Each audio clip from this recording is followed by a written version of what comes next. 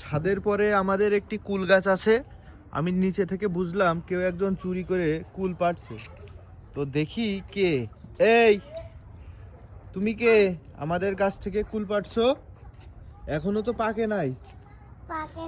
দেখুন আমাদের কুল কিন্তু এখনো তেমন পাকে নাই।